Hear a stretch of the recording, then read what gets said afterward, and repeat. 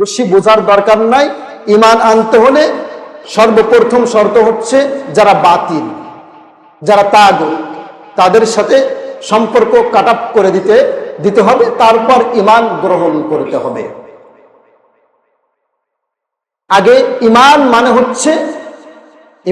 হচ্ছে বিদ্রোহ। ঈমান বোঝার বিষয়।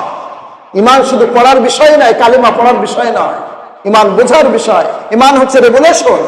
ঈমান হচ্ছে বিদ্রোহ করার নাম হচ্ছে ঈমান। সেই বিদ্রোহ হবে কার বিরুদ্ধে? তাগুতের বিরুদ্ধে। কার বিরুদ্ধে? তাগুতের বিরুদ্ধে। আগে বিদ্রোহ করো, তারপর তোমার নাম চেঞ্জ করে ঈমানদার রাখো। 1971-এ এই দেশে যুদ্ধ হয়েছে, তারপর এই দেশের নাম বাংলাদেশ হয়েছে। এর আগে হয়েছে? এর আগে হয় নাই। আগে রেভুলেশন, আগে বিদ্রোহ করো, তারপর নাম চেঞ্জ করো।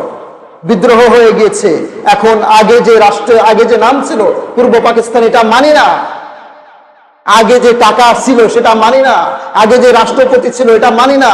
আগে যে রাজধানী ছিল এটা মানি না। আগে বিদ্রোহ করো, তারপর ঈমান গ্রহণ করো। ঈমান কালিমা সাজানো হয়েছে এমন ভাবে, লা ইলাহা ইল্লাল্লাহ, প্রথম শব্দ লা, প্রথম শব্দ হচ্ছে লা, মানে মানি না, কিচ্ছু মানি না। ইল্লাল্লাহ, আল্লাহর হুকুম ছাড়া, আল্লাহর হুকুম ছাড়া। প্রথমে বিদ্রোহ শিখিয়েছেন এখানে। লা ইলাহা ইল্লাল্লাহ, লা মানে কি? একটু জবান খুলে বলেন, লা মানে কি? মানি না। লা মানে কি? মানি না। কি মানি না? ইল্লাহ ব্যতীত, ইল্লাল্লাহ, আল্লাহ ছাড়া। আল্লাহ ছাড়া কাউকে মানি না, কোনো বিধান মানি না, কোনো মত, কোনো পথ, একমাত্র আল্লাহ ছাড়া অন্য কোনো মত পথ আমি মানি না। এই বিদ্রোহ করো, তারপর তোমার নাম চেঞ্জ করে ঈমানদার রাখো। যতক্ষণ পর্যন্ত বাতিলের সাথে সখ্যতা রাখবেন, সুসম্পর্ক রাখবেন, ততক্ষণ পর্যন্ত আপনি 1000 বার কালেমা পড়লে আপনি ঈমানদার হবেন। রোজা ভঙ্গের কারণ আছে, নামাজ ভঙ্গের কারণ আছে, ওযু ভঙ্গের কারণ আছে। ঈমান ভঙ্গের বুঝি কারণ নাই? ঈমান ভঙ্গের কারণ আছে না? ঈমান ভঙ্গেরও কারণ আছে। রোজা রেখেছি, রোজার শর্তগুলো মেনটেন যদি না করি, দুপুরবেলা ভাত খেয়ে বসি, তাহলে রোজা ভেঙে যায়। নামাজের শর্তগুলো যদি মেনটেন না করি, নামাজ ভেঙে যায়। ঠিক অনুরূপভাবে ঈমান রাখারও কিছু শর্ত আছে। সেই শর্তের যখন ব্যত্যয় ঘটবে, যখন ব্যাঘাত ঘটবে, তখন ঈমানটাও ভেঙে যায়।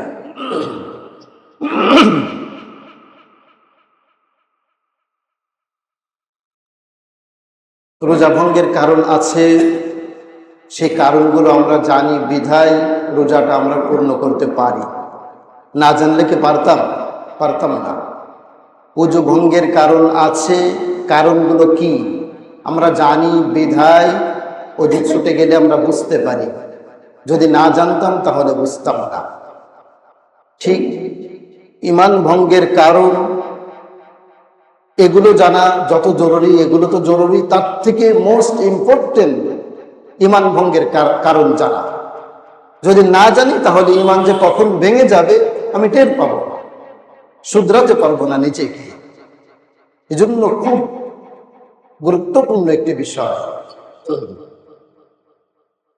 আর শয়তান তো লেগেই আছে আমাদের পিছনে, 24 ঘন্টা লেগে আছে আমাদেরকে কিভাবে ঈমান থেকে দূরে সরিয়ে দেওয়া যাবে। শয়তান আমাদের থেকে অনেক বিচক্ষণ, আমাদের থেকে বয়সে ছোট নাকি বড়? হাজার হাজার বছর বয়স, অনেক অভিজ্ঞ, অনেক শিক্ষিত, অনেক জ্ঞানী। আপনাকে আমাকে লাইনচ্যুত করতে সে খুব পারদর্শী। হযরত ইউসুফ আলাইহিস সালামকে তাই লাইনচ্যুত করে ফেলছিল প্রায়। সূরা ইউসুফের তাফসীর অনেকবার শুনেছেন। হযরত ইউসুফ আলাইহিস সালামকে জুলাইখা অন্দরমহলে ডেকে নিয়ে দরজাগুলো লাগিয়ে দিল, কাপড়গুলো খুলতে শুরু করে দিল। এই অবস্থায় হযরত ইউসুফ আলাইহিস সালাম এক পর্যায়ে দৌড় দিয়ে বের হয়ে চলে এসেছিল। তো পরবর্তীতে তার সতীর্থরা জিজ্ঞাসা করেছিল, তোমাকে কি তোমার নফস উত্তেজিত করে নাই? وراودته التي هو في بيتها عن نفسه وغلقت الأبواب وقالت هيت لك। তুমি একজন পুরুষ হিসেবে তোমার ভিতরে তো নফস আছে, তোমার নফস তো তোমাকে প্রতারিত করার কথা ছিল, উত্তেজিত করার কথা ছিল, তোমাকে কি করে নাই? হযরত ইউসুফ আলাইহিস সালাম বলেছিলেন, অবশ্যই আমার ভিতরে নফস আছে, আমার নফস আমাকে উত্তেজিত করেছিল, আমাকে ভ্রান্তর ভিতরে ফেলে দিচ্ছিল পীড়াই। ঠিক এই মুহূর্তে ওমা উবাররিউ নাফসি ইন্নান নাফসা লাআম্মারাতুম বিসসুই ইল্লা মা রাহিমা রাব্বি। ইউসুফ আলাইহিস সালাম বললেন, আমি এই কথা বলবো না যে আমার নফস আমাকে উত্তেজিত করে নাই। ওমা উবাররিউ নাফসি ইন্নান নাফসা, আমার নফস আমাকে উত্তেজিত করেছিল, কিন্তু সেখান থেকে ইল্লা মা রাহিমা রাব্বি, আমার রব আমাকে সেখান থেকে উদ্ধার করেছিল, বিধায় আমি বাঁচতে পেরেছি। সুবহানাল্লাহ। তাহলে সেই ইউসুফ নবীকে পর্যন্ত বিভ্রান্তের ভিতরে ফেলে দিচ্ছিল, আর আমরা তো সাধারণ, একেবারে সাধারণ ইমানদার, ক্ষুদ্র ইমানদার, কচু পাতার পানির মতো আমাদের ইমানটা পল্টন যে কোনো মুহূর্তে পড়ে যেতে পারে। এই ইমান হচ্ছে মানুষের সব থেকে বড় সম্পদ দুনিয়াতে। সব থেকে বড় সম্পদ না, একমাত্র সম্পদ, তাই কিনা? একমাত্র সম্পদ এই ইমান হচ্ছে মানুষের একমাত্র সম্পদ। এটা নষ্ট হয়ে গেলে সবকিছু শেষ হয়ে যাবে। আল্লাহ তাআলা এই 7 আকাশ 7 জমিনকে সাজিয়েছেন, সুন্দর রূপে তৈরি করেছেন, টিকিয়ে রেখেছেন একমাত্র ইমানদারদের জন্য। একমাত্র কাদের জন্য? ইমানদারদের জন্য। হাদিস শরীফের ভিতরে আসছে, লা তাকুমুস সাআতু আলা আহাদিন ইয়াকুলু আল্লাহ আল্লাহ।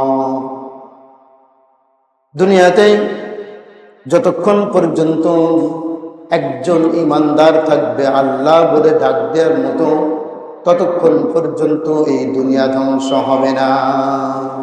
তাহলে একমাত্র ইমানদারের জন্যই এই দুনিয়াটাকে টিকিয়ে রেখেছে। ইমানদার নাই, দুনিয়ার কোনো মূল্য নাই।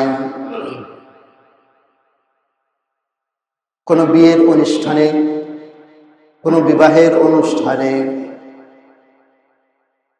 ছেলে পক্ষের ছেলে বর আর মেয়ের পক্ষের কনে, এই দুজন হচ্ছে মোস্ট ইম্পর্টেন্ট ব্যক্তি, ওই দিনের চিফ গেস্ট। তাদেরকে ঘিরে অনেক আয়োজন করা হয়।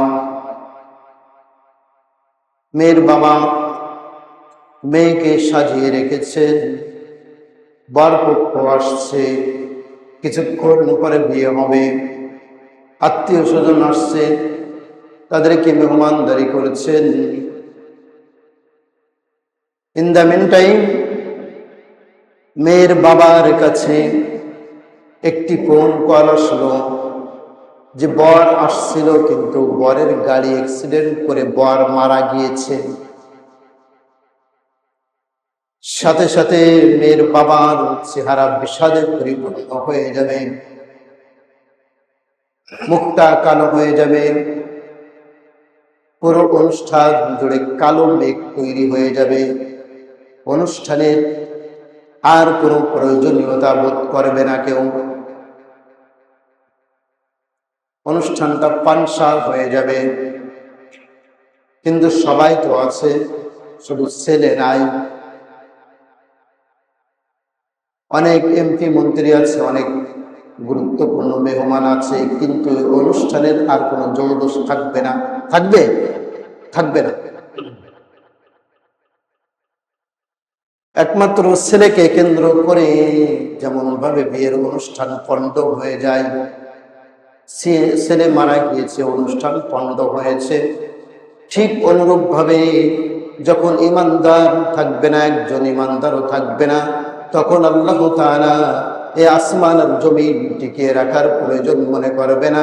আসমানগুলো টাস টাস করে ছিঁড়ে পড়বে, সকল আসমানগুলো আছাড় মেরে ভেঙে ফেলা হবে, কারণ ইমানদার নাই। ইমানদার নাই।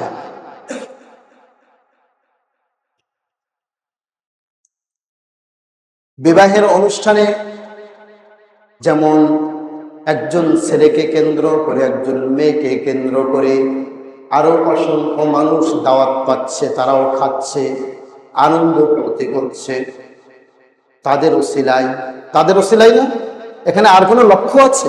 একমাত্র এটাই, তাদের ওসিলাই এই দুনিয়ার মানুষ আল্লাহ তাআলার নিয়ামত ভোগ করছে, একমাত্র ইমানদারদের ওসিলায়। সকালবেলা সরাসরি আল্লাহ তাআলাকে অস্বীকার করছে, ডিনাই করছে, আল্লাহ তাআলার সাথে বিদ্রোহ করছে, নাফরমানি করছে। আবার দুপুর বেলা সেই আল্লাহ তাআলা তার মুখের সামনে খাবারটা তুলে দিচ্ছে। দিচ্ছে কিনা? দিচ্ছে। একমাত্র ইমানদারের ওসিলা করে। ইমানদার নাই, লা তাকুমুস সাআতু আলা আহাদিন ইয়াকুলু আল্লাহ আল্লাহ। ইমানদার যতক্ষণ থাকবে ততক্ষণ পর্যন্ত দুনিয়া টিকে থাকবে। কিয়ামত হওয়ার 30 সেকেন্ড আগেও, 1 মিনিট আগেও আসমান থাকবে, জমিন থাকবে, সূর্য থাকবে, চন্দ্র থাকবে, সব কিছু থাকবে, লৌহে মাহফুজ থাকবে। কিন্তু যখন ইমানদার শেষ হয়ে যাবে, তখন লৌহে মাহফুজ থাকবে না, আকাশগুলো থাকবে না, সব কিছু আল্লাহ তাআলা সবকিছুকে ধ্বংস করে দিবেন। এজন্য এই হাদিসের দিকে লক্ষ্য করলে বোঝা যায়, কিয়ামত যত ঘনিয়ে আসবে ইমানদার তত কমতে থাকবে, দলে দলে নাফরমান বাড়তে থাকবে, দলে দলে কাফের মুশরিক বেঈমান বাড়তে থাকবে, মুনাফিক বাড়তে থাকবে। আল্লাহ রাসূল বলেছেন, বাদিরু বিল আমালি ফিতানান কাকিতাল লাইলিল মুজলিম। তোমাদের সামনে এত ভয়ঙ্কর কিছু দিন আসছে, এত ভয়ঙ্কর একটি সময় আসছে, যখন চন্দ্রটা ডুবে যায়, আমাবস্যার রাত। এই আমাবস্যার রাত যেমন গভীর অন্ধকারাচ্ছন্ন থাকে, ঠিক এমন ভাবে তোমাদের সমাজটা ফিতনায় ছেয়ে যাবে। ধুধু মরুভূমির ভিতরে তোমাকে নিয়ে যদি আমাবস্যার রাতের ভিতরে ছেড়ে দেওয়া হয়, 3 রাস্তার মোড়ে, 4 রাস্তার মোড়ে, তোমাকে সঠিক রাস্তা বের করতে যত কষ্ট হবে, ঠিক তার থেকে বেশি কষ্ট হবে ওই জামানায় কোনটা সঠিক কোনটা বেঠিক ঈমানের উপর টিকে থাকা, তার থেকে বেশি কষ্ট হবে তোমাদের জন্য।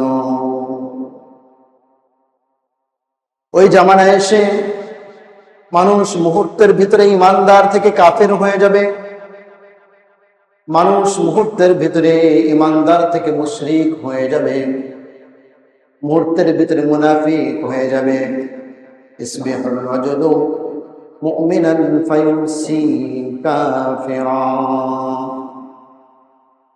মানুষগুলো সকালবেলা মুমিন থাকবে, কিন্তু সন্ধ্যা হতে না হতে তারা কাফির হয়ে যাবে, মুশরিক হয়ে যাবে।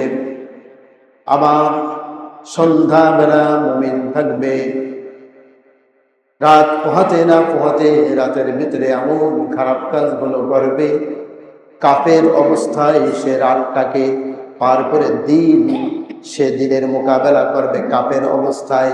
অথচ সন্ধ্যাবেলায় সে মুমিন ছিল, সকালবেলা সে কাফের। সকালবেলা মুমিন ছিল, সন্ধ্যাবেলা কাফের। এমন অবস্থা হবে ويبيع أقوام دينه بعرض من الدنيا। ওই সময় এসে, ওই ফিতনার জামানায় এসে মানুষগুলো দুনিয়ার কাছে তাদের ঈমানটাকে বিক্রি করে দিবে।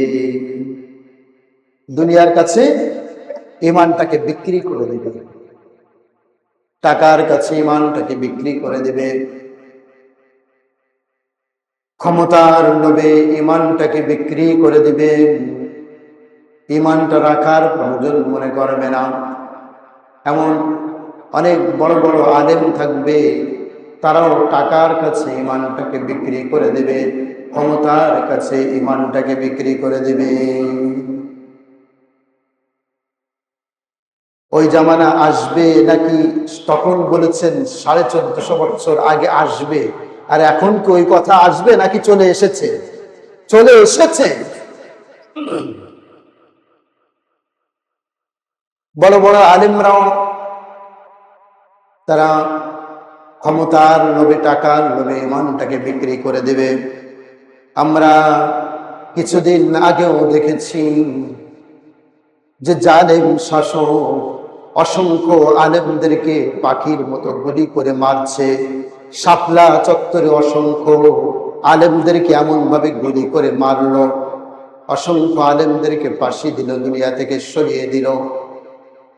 আবার কিছু আলেম সেই জালেম শাসকের পক্ষ নিয়ে তাদেরকে জান্নাতের সার্টিফিকেট পর্যন্ত দিয়ে দিয়েছে।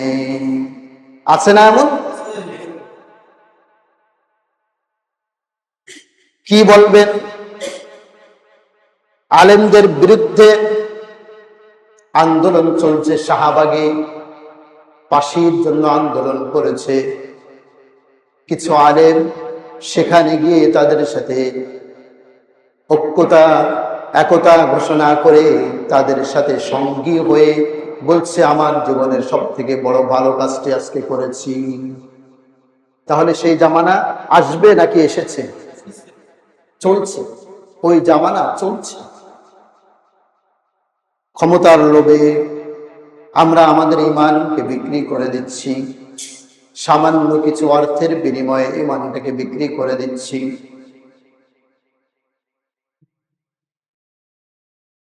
ইয়াতি আলান নাসি জামান ইয়াজতামিউনা ফিল মাসাজিদ লাইসা ফীহিম মুমিন। রাসূল আরো বলেছেন, ওই জামানায় মানুষগুলো মসজিদে গিয়ে জামাতের সাথে নামাজ পড়বে, কিন্তু একজনেরও ঈমান থাকবে না।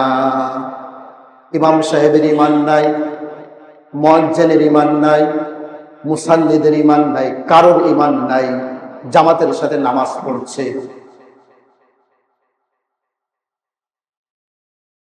রাসূল সাল্লাল্লাহু আলাইহি ওয়াসাল্লাম কি কখনো নিজে থেকে বানিয়ে কোনো কথা বলেছেন? এই যে কথাগুলো বলছেন, এগুলো কি রাসূলের বানানো না আল্লাহর ইশারায়?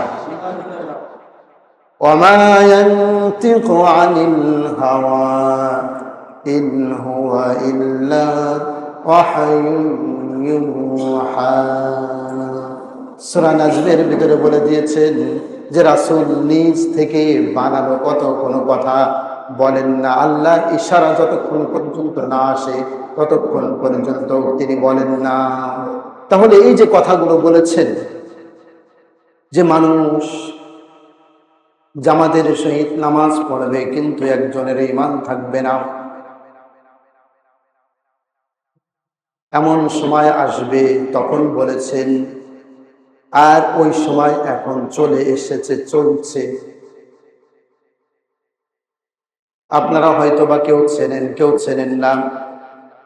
এমনও মসজিদ আছে বাংলাদেশে যে মসজিদের একজনও ইমানদার না, ইমাম সাহেব ইমানদার না, কাফের, মুয়াজ্জিন কাফের, সকল মুসাল্লিরা কাফের। এমন মসজিদ আছে বাংলাদেশে, আমি চিনি। ওই মসজিদ দেখতে হলে যেতে হবে আপনাকে ঢাকার বকশীবাজার, ঢাকা আলিয়ার পাশে এই মসজিদটি। এই মসজিদটি হচ্ছে কাদিয়ানীদের মসজিদ। কাদের মসজিদ? কাদিয়ানীদের মসজিদ। এখানে আমার এইচএসসি পরীক্ষার সেন্টার ছিল। এই মসজিদের পাশে আমি পরীক্ষা দিতে যেতাম তামিরুল মিল্লাত থেকে। তো এখানে কাদিয়ানীদের দারোয়ান রাখা আছে। মসজিদে ঢুকতে হলে সে কাদিয়ানীর অনুসারী কিনা, কাদিয়ানী কিনা, সেই পরিচয় দিয়ে তারপরে ঢুকতে হবে। তার মানে ওই মসজিদে কাদিয়ানী ছাড়া আর কেউ ঢুকতে পারে না। কাদিয়ানীরা মুমিন নাকি কাফের জানেন? কাদিয়ানীদের সম্পর্কে জানেন আপনারা? কারো কোনো দ্বিমত নাই তারা যে কাফের, এ ব্যাপারে কারো কোনো দ্বিমত নাই। কারণ কি? তারা মাত্র 4টি অক্ষর মানে না, সবকিছু মানে। তারা নামাজ পড়ছে, রোজা রাখছে, আজান দিচ্ছে, সবকিছু মানে। একটি মাত্র কথা মানে না, সেই কথা হচ্ছে রাসূল বলেছেন, আনা খাতামুন নাবিয়্যিনা লা নাবিয়্যা বা'দি, আমি হলাম শেষ নবী, আমার পরে আর কোনো নবী আসবে না।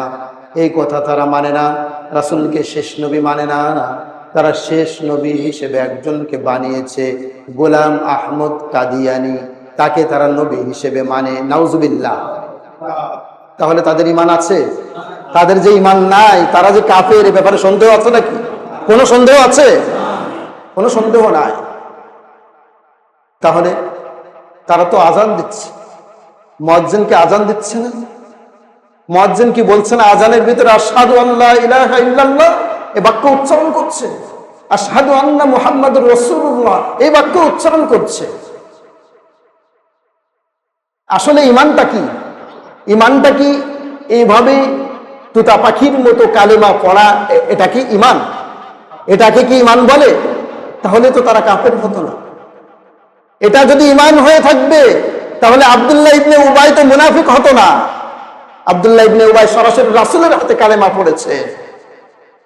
কালেমা পড়ার নাম শুধু ঈমান নয়, কালেমা পড়েছেন গিরিশচন্দ্র সেন, টোটাল কোরআনের বঙ্গ অনুবাদ করেছেন, টোটাল কোরআনের অনুবাদ করেছেন, তাফসীর পড়েছেন, লিখেছেন। লিখার ভিতরে কি এই আয়াত পড়েন না, ফাআলাম আন্নাহু লা ইলাহা ইল্লাল্লাহ, আয়াত পড়েছেন। লেখার ভিতরে পড়েছেন মুহাম্মাদুর রাসূলুল্লাহ সাল্লাল্লাহু আলাইহি ওয়াসাল্লাম, এই আয়াত পড়েছেন। এমন ভাবে পড়ার নাম যদি ঈমান হতো তাহলে গিরিশচন্দ্র সেনও ঈমানদার হতো, আব্দুল্লাহ ইবনে উবাইও ঈমানদার হতো।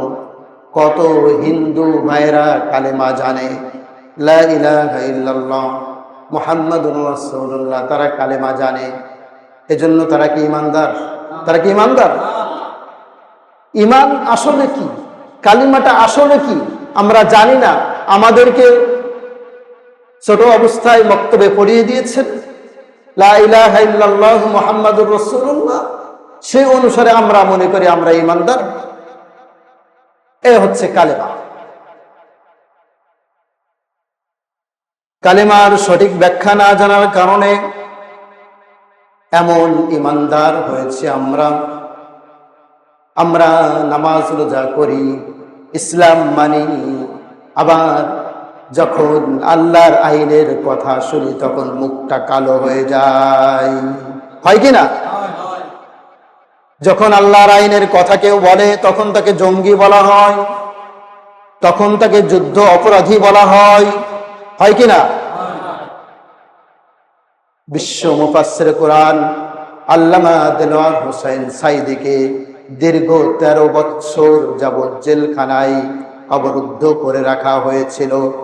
আপনারা কি মনে করেন সে দর্শনকারী? আপনারা কি মনে করেন? আপনারা কি মনে করেন যে যুদ্ধের সময় মানুষ ধরে ধরে সে জবাই করেছে? এটা কি হতে পারে? যে হত্যা মামলা দিয়েছে সুকরঞ্জন বালি, তার ভাইয়ের হত্যা মামলা দিয়েছে, সুকরঞ্জন বালিকে সাক্ষী দেওয়ার জন্য নিয়ে গিয়েছে হাইকোর্টের সামনে থেকে সুকরঞ্জন বালি বলেছে আমি সাক্ষী দিতে পারবো না, আমার ভাইয়ের হত্যার সাথে দেলোয়ার হোসেন সাইদের ন্যূনতম কোনো সম্পর্ক ছিল না। সেখান থেকে তাকে অপহরণ করা হয়েছে, দীর্ঘ প্রায় 5 বছর যাবৎ ভারতে নিয়ে আটকিয়ে রাখা হয়েছে। তো তুমি সাক্ষী দাও নাই কেন? যারা তাকে ফাঁসির অর্ডার দিয়েছিল, যারা তাকে 13 বছর যাবৎ কারারুদ্ধ করে রেখেছিল, তারাও জানে আসলে সে অপরাধী না, যুদ্ধ অপরাধী না, সে দর্শনকারী না, সে খুনি না, তারাও জানে। কিন্তু কেন করলো? একমাত্র কারণ, এটা করেছে হচ্ছে ভারতের প্রেসক্রিপশনে। কারণ দিল্লি দেখেছে এই বাংলাদেশে কোরআনের পক্ষে, ইসলামের পক্ষে তার মতো এমন বজ্র কণ্ঠে আর কেউ কথা বলতে পারে না। দিল্লি দেখেছে, তাদের চেতনা ছিল, তাদের চিন্তা ছিল, পরিকল্পনা ছিল, এই কোরআনের চেতনাকে, এই কোরআনের কণ্ঠকে রোধ করতে হবে। তাদের সেই পরিকল্পনা বাস্তবায়ন করেছে এই দেশের মানুষ। করেছে কিনা?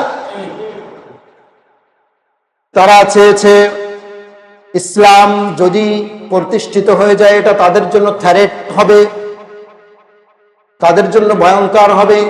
কিন্তু আসলে এমনটা না। ইসলাম উগ্রবাদী ধর্ম না, ইসলাম উগ্রবাদিতা শেখায় না। ইসলাম কোনোদিন আমরা মাহফিলে বলি না যে কোনো মন্দির গিয়ে ভাঙো, কোনো হিন্দুর গায়ে গিয়ে আঘাত করো। কোনোদিন বলেছি? কোনো আলেম কি বলে? কারণ এটা ইসলামের স্বভাব নয়। কারণ বরং এই স্বভাব হচ্ছে তাদের, তারা আমাদের বাবরি মসজিদ ভেঙে সেখানে মন্দির বানিয়েছে। তারা উগ্রবাদী ধর্ম। তাদের কুরবানির সময় মুসলমানরা গরু জবাই করলে এই অপরাধে মুসলমানদেরকে ধরে জবাই পর্যন্ত করে দেয় কিনা? তাহলে উগ্রবাদী কি তারা নাকি আমরা? কারা? তারা হচ্ছে উগ্রবাদী। তারা উগ্রবাদী, তাদের টেন্ডেন্সি যেমন, তারা অন্যকেও তেমন ভাবে।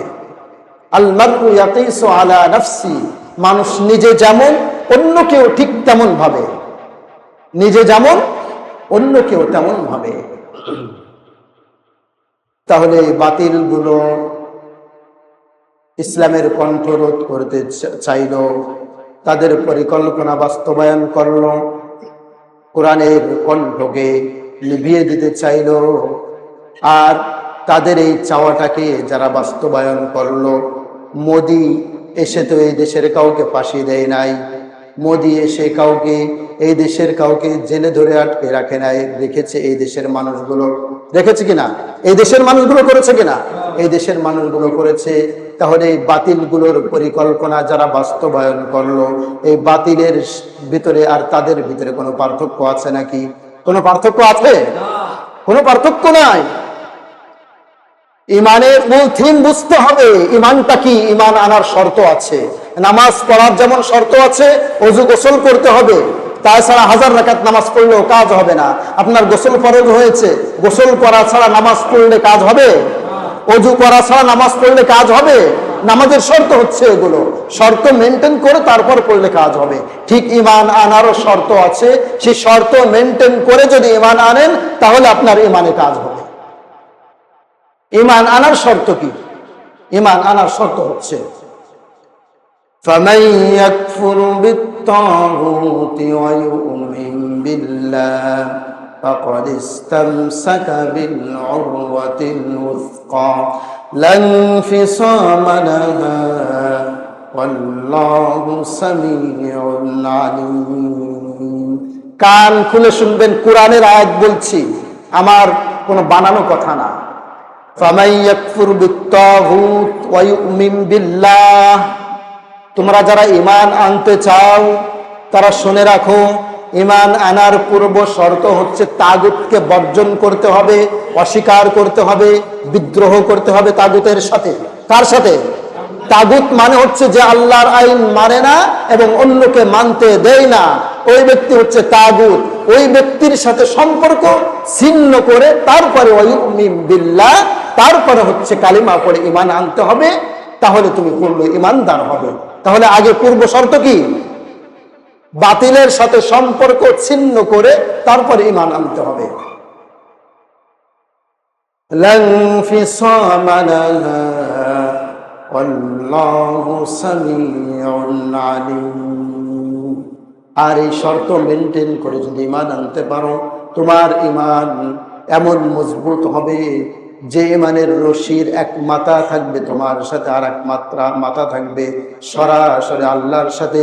দুনিয়ার কোনো অপশক্তি তোমাকে ওই ইমান থেকে দূরে সরাতে পারবে না। বেশি বোঝার দরকার নাই। ইমান আনতে হলে সর্বপ্রথম শর্ত হচ্ছে যারা বাতিল, যারা তাগুত, তাদের সাথে সম্পর্ক কাট অফ করে দিতে হবে, তারপর ইমান গ্রহণ করতে হবে। আগে ইমান মানে হচ্ছে বিদ্রোহ। ইমান বোঝার বিষয়। ইমান শুধু পড়ার বিষয় নয়, কালিমা পড়ার বিষয় নয়, ইমান বোঝার বিষয়। ইমান হচ্ছে রেভুলেশন। ইমান হচ্ছে বিদ্রোহ করার নাম হচ্ছে ইমান। সে বিদ্রোহ হবে কার বিরুদ্ধে? তাগুতের বিরুদ্ধে। কার বিরুদ্ধে? তাগুতের বিরুদ্ধে। আগে বিদ্রোহ করো, তারপর তোমার নাম চেঞ্জ করে ইমানদার রাখো। 1971 এই দেশে যুদ্ধ হয়েছে, তারপর এই দেশের নাম বাংলাদেশ হয়েছে। এর আগে হয়েছে? এর আগে হয় নাই। আগে রেভুলেশন, আগে বিদ্রোহ করো, তারপর নাম চেঞ্জ করো। বিদ্রোহ হয়ে গিয়েছে, এখন আগে যে রাষ্ট্রে আগে যে নাম ছিল পূর্ব পাকিস্তান, এটা মানি না। আগে যে টাকা ছিল সেটা মানি না। আগে যে রাষ্ট্রপতি ছিল এটা মানি না। আগে যে রাজধানী ছিল এটা মানি না। আগে বিদ্রোহ করো, তারপর ইমান গ্রহণ করো। ইমান কালিমা সাজানো হয়েছে এমন ভাবে, লা ইলাহা ইল্লাল্লাহ, প্রথম শব্দ লা, প্রথম শব্দ হচ্ছে লা, মানে মানি না, কিচ্ছু মানি না। ইল্লাল্লাহ, আল্লাহর হুকুম ছাড়া, আল্লাহর হুকুম ছাড়া। প্রথমে বিদ্রোহ শিখিয়েছেন এখানে। লা ইলাহা ইল্লাল্লাহ, লা মানে কি? একটু জবান খুলে বলেন, লা মানে কি? মানি না। লা মানে কি? মানি না। কি মানি না? ইল্লা ব্যতীত, ইল্লাল্লাহ, আল্লাহ ছাড়া। আল্লাহ ছাড়া কাউকে মানি না, কোনো বিধান মানি না, কোন মত, কোন পথ, একমাত্র আল্লাহ ছাড়া অন্য কোন মত পথ আমি মানি না। এই বিদ্রোহ করো, তারপর তোমার নাম চেঞ্জ করে ইমানদার রাখো। যতক্ষণ পর্যন্ত বাতিলের সাথে সখ্যতা রাখবেন, সুসম্পর্ক রাখবেন, ততক্ষণ পর্যন্ত আপনি 1000 বার কালেমা পড়লেও আপনি ইমানদার হবেন না। কোন একটি ছেলে বিবাহ করার 3-4 দিন, 1 সপ্তাহ পরে বউ রেখে চলে গিয়েছে বিদেশে, 10 বছর কেটে গিয়েছে, আসে না। মেয়ের বাবারা টেনশন করে, এখন কি করবে? মেয়েকে অন্য জায়গায় বিবাহ দিতে হবে। এই অবস্থায় যদি বিবাহ দেই, বিবাহ হবে? স্বামী স্ত্রী যতক্ষণ পর্যন্ত থাকবে, যতক্ষণ পর্যন্ত তালাক না হবে, বিচ্ছেদ না হবে, ততক্ষণ পর্যন্ত বিয়ে দিলে বিয়ে হবে? হবে না। জ্ঞানের মাতব্বরা তার কাছে ফোন করবে, তুমি 10 বছর হয়ে গেছে, আসো না, তাহলে তাকে তালাক দিয়ে দাও। সেও চিন্তা করবে, তাই তো, আমি আরো অনেক দিন যাবৎ যাব না, তাকে তালাক দিয়ে দিই। যখন তালাক দিবে, তারপর 3 মাস পরে বিয়ে দিলে বিয়ে হবে, নচেত বিয়ে হবে না। একজনের বউ আর একজন কখনো বিয়ে করতে পারে না। 70 বার কাজী অফিসে নিয়ে যদি বিয়ে পড়ানো হয়, সব থেকে বড় আলেম এনেও যদি বিয়ে পড়ানো হয়, বিয়ে হয় না। বিয়ে হয়? একজনের বউ থাকা অবস্থায় অন্যজনের সাথে বিয়ে হয় না। ঠিক অনুরূপ ভাবে বাতিলের সাথে সম্পর্ক যতক্ষণ থাকবে, ততক্ষণ পর্যন্ত আপনি 1000 বার কালেমা পড়লেও ইমানদার হচ্ছেন না। ইমানদার হওয়া অসম্ভব। আমি, আপনি, আমার মতো মানুষ বাতিলের সাথে সখ্যতা রাখি বিধায় বাতিলরা প্রশ্রয় পায়, বাতিলরা আমাদের মাথার উপর ছড়ি ঘোরাতে পারে। আমি, আপনি যদি তাদের সঙ্গ না দিতাম, তারা জনবল খুঁজে পেত না। পেত না? কি পেত না? আল্লাহ রাসূল দীর্ঘ 10 বছর কোরআনের আইন দ্বারা রাষ্ট্র পরিচালনা করেছেন। খোলাফায়ে রাশিদিন তারা 30 বছর পরিচালনা করেছেন। সাহাবা, একজন কাতেবে লেখক, আর একজন সাহাবা ছিল, তিনি 20 বছর যাবত কোরআনের আইন দ্বারা দেশ পরিচালনা করেছেন। দীর্ঘ 60 বছর কোরআনের আইন দ্বারা সরাসরিভাবে দেশ পরিচালনা হয়েছে। আর আপনার দেশে এই 53 বছর হয়ে গেল, একটা দিনও কোরআনের আইন দ্বারা দেশ চলে নাই। আপনার টেনশন হয় না কিভাবে? আপনার ঘুম হয় কিভাবে? আপনি তো অন্তত টেনশন করতে পারেন, আপনি পরিকল্পনা করতে পারেন, আপনার চেতনার ভিতরে ঢুকাতে পারেন, পারি কিনা আমরা? এটাতে কি টাকা খরচ হয়? এটা করলে কি কেউ আমার ঘাড়ে এসে লাঠি মারবে? বরং নির্বাচনের সময় আবার সেই বাতিলের পক্ষ নেই, আবার সেই বাতিলের সঙ্গ দিই। কি মনে হচ্ছে এটা রাজনীতির ওয়াজ? এটা যদি রাজনীতির ওয়াজ হয়, এই রাজনীতি হচ্ছে ফরজ। রাজনীতির গুরু ছিলেন মুহাম্মদ সাল্লাল্লাহু আলাইহি ওয়াসাল্লাম। আফাতুমিনুনা বিবাদিল কিতাবি ওয়া তাকফুরুনা বিবাদ فما جزاء من يفعل ذلك منكم إلا خزي في الحياة الدنيا। তোমরা ইসলামের কিছু মানবে আর কিছু মানবে না, ওই কিছু মানাতে তোমাদের কোনো কাজে আসবে না। ফামা জাযা, ওই কিছু অর্ধেক মেনেছো, এজন্য তুমি কোনো ফায়দা পাবে না। রোজা রেখেছো, দুপুর বেলায় ভাত খেয়েছো, অর্ধেক রোজা তো রেখেছো, কিছু সব তো হবে, কিছু হবে? হবে না। 2 রাকাত ফরজ নামাজ ফজর ওয়াক্তের সময় 1 রাকাত পড়ে গিয়েছো, অর্ধেক সব হবে না। অর্ধেকটা ইসলাম আল্লাহ নেই না, অর্ধেক ইসলাম আল্লাহ নেই না। উদখুলু ফিস সিলমি কাফা, পারলে পরিপূর্ণভাবে প্রবেশ করো ইসলামের ভিতরে, তাহলে আল্লাহ তাআলা তোমাকে গ্রহণ করবে মুমিন হিসেবে, ইমানদার হিসেবে। আল্লাহ তাআলা আমাদের সকলকে পূর্ণ ইমানদার হওয়ার তৌফিক দান করুন, আর ইমানের মূল অর্থ, মূল বিষয় বুঝে সে অনুযায়ী ইমান ধরে রাখার তৌফিক দান করুন। আমিন। ওয়া আখিরু দাওয়ানা আলহামদুলিল্লাহি।